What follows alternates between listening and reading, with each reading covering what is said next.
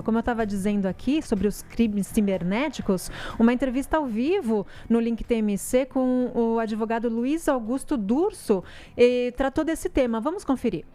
Agora é hora de receber mais uma pessoa aqui nessa conversa, né, nesse grupinho. Bora lá, Tomás, chamar o nosso entrevistado? A gente fala então sobre um tema que interessa a todo mundo que usa celular, ou seja, todos, né? Quem usa celular, redes sociais ou faz compras pela internet.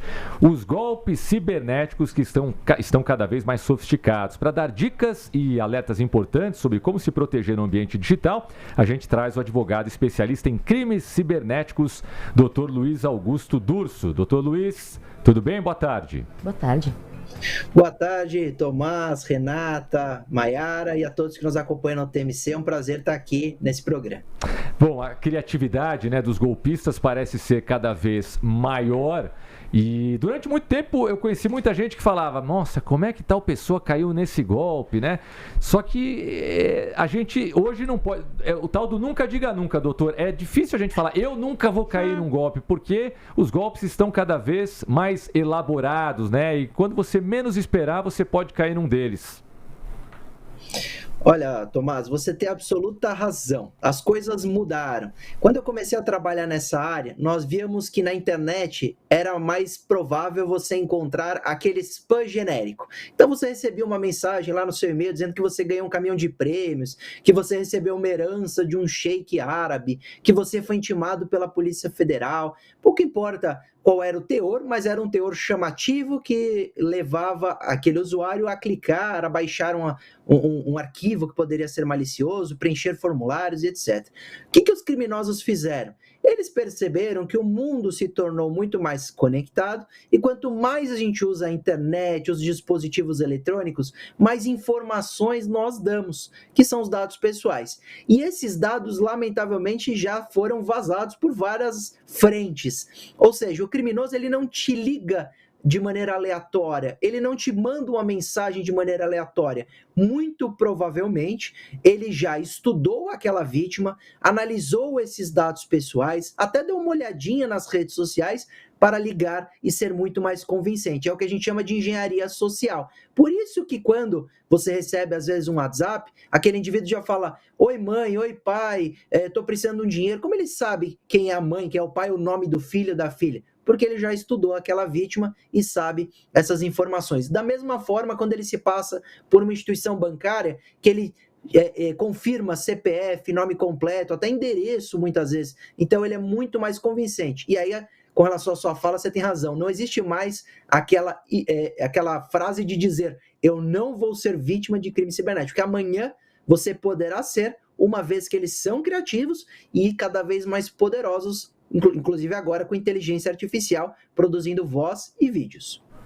Aí, já que o doutor tocou num ponto importante aqui dessa história de voz e vídeo, eu fiquei ligada nessa história e estava vendo que realmente eles estão usando a voz da gente, né, para aplicar golpes. E aí, ontem mesmo, ligou uma empresa de pesquisa. Você pode participar da pesquisa? Eu não estou participando. Falei, não. Por mais que às vezes você quer ajudar e tal, né? Porque eu logo pensei, falei, isso pode ser algum golpista me ligando para participar de uma pesquisa, eu respondo, eles pegam minha voz. Fiz certo, doutor, em não responder essa pesquisa, por exemplo, e não ficar de papo com quem eu não conheço ali no telefone?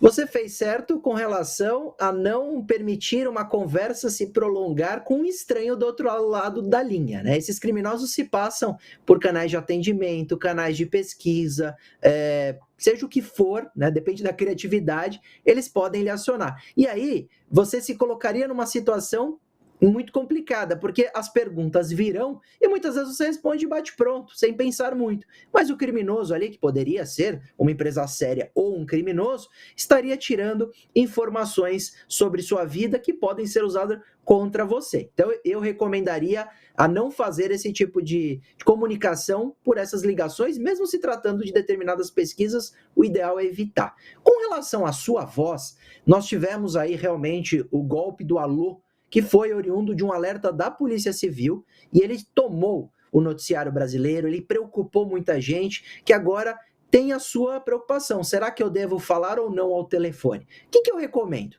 Bom, A nossa voz, ela acaba sendo disseminada de várias formas, seja nas redes sociais, seja em ambientes públicos como vocês aí na rádio, seja em uma ligação telefônica particular. Então é muito difícil a gente evitar que o criminoso tenha acesso à nossa voz. É quase impossível, eu diria, porque uma hora ou outra você vai acabar falando alô. É uma cultura já enraizada na sociedade, a gente atende falando alô, e não de outra forma. E a inteligência artificial, ela precisa de 3 segundos de áudio para já entregar um conteúdo de voz com 85% de similaridade. Ou seja, falou 3 vezes alô ali, ele já tem 3 segundos, já poderia clonar a sua voz. Então eu gosto de orientar para não criar qualquer tipo de preocupação exagerada por parte da população, de que isso uma hora ou outra vai acontecer. A gente vai ter a voz clonada.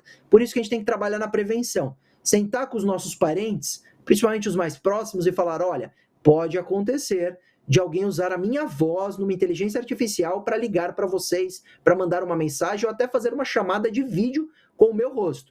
Sempre quando a história for estranha, pedir pagamentos, um empréstimo, qualquer tipo de necessidade urgente ali que envolva valores, desconfie.